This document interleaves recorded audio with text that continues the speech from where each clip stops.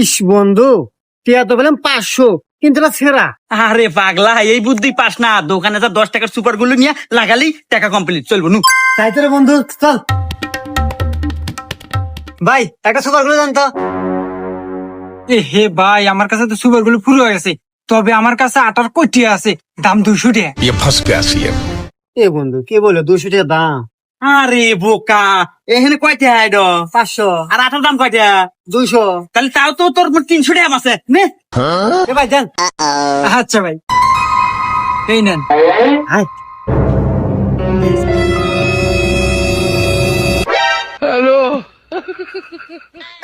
দেখ কি সুন্দর দূরা নাই গেছে। কেন চলবে নি? रुको जरा।